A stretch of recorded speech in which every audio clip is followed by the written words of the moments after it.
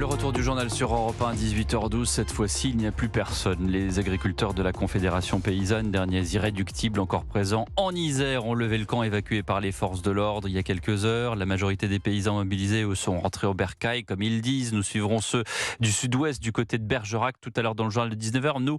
Nous allons aller du côté de Villeneuve-d'Ascq, rejoindre le correspondant d'Europe 1 en direct. Bonsoir Maximilien Carlier. Bonsoir Pierre, bonsoir à tous. Avec une action coup de poing dans un hypermarché de la ville en pleine heure de pointe. Oui, effectivement, une opération coup de poing, une centaine d'agriculteurs mobilisés dans cet hypermarché, sans revenus promis, transition compromise, peut-on voir sur certaines affiches.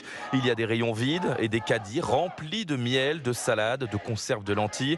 Jonas est maraîcher, il fait partie de la Confédération paysanne. On retire symboliquement des rayons certains produits, des haricots verts qui viennent du Kenya et de Madagascar. Nous, on estime que ces productions-là, elles n'ont rien à faire ici. Madagascar, c'est un pays qui est en insécurité alimentaire et nous, on importe des produits de Madagascar parce que ça coûte moins cher et que l'entreprise qui va vendre va pouvoir faire plus de marge. Nous, on trouve que c'est honteux.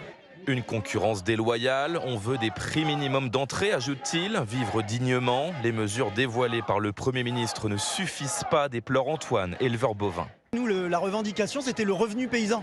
Et en fait, les annonces qui ont été faites ne vont en aucun cas améliorer le revenu des paysans et encore moins celui des petits paysans que nous représentons à la Confédération paysanne.